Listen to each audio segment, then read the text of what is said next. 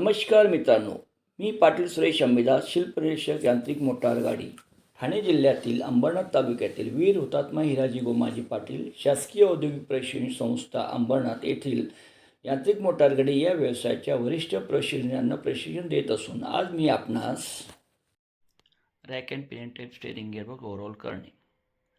Steering gearbox टेबलवर घेऊन प्लायरच्या साहाय्याने क्लिप्स रबर बूटचे काढून घेतल्या दोन्ही बाजूच्या टाय रॉडवरील. त्यानंतर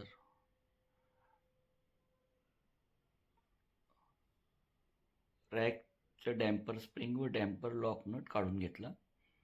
स्पॅनरच्या साहाय्याने टाय रॉड एंड लूज करून घेतले व नंतर दोन्ही टाय रॉड डावीकडचे आणि उजवीकडचे काढून ट्रेमध्ये घेतले.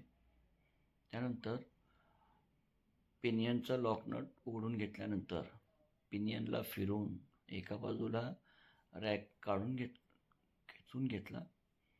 त्यानंतर पिनियन काढून घेतला बाहेर. पिनियन काढून घेतल्यानंतर रॅकही काढला. सर्व साहित्य टेबलवरती व्यवस्थित ठेवलं. यामध्ये आपण पाहू शकता steering gearbox body, rack, pinion, tie rod end and bearings.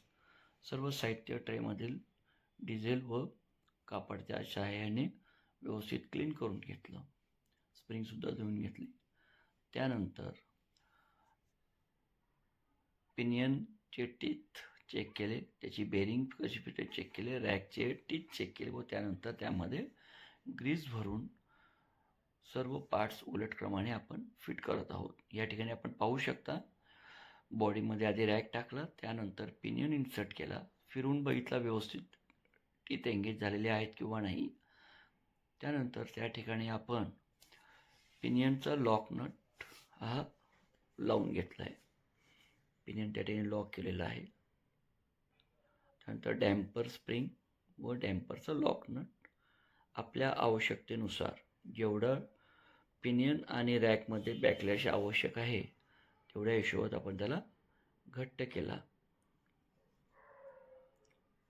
या प्रकारे घट्टनंतर डावीकडचे उजवीकडचे टाय रॉड बघून टाय रॉड एंड रॅकला जोडून घेतले. त्यानंतर रबर बूट क्लॅम्पच्या साहाय्याने व क्लेव्हिस पिनच्या साहाय्याने लॉक केले. अशा प्रकारे या ठिकाणी आपण rack and pin type steering गिअरबॉक्सचं ओव्हरऑलिंग केलेलं आहे. हे करत असताना पुन्हा त्याला चेक करणं गरजेचं आहे.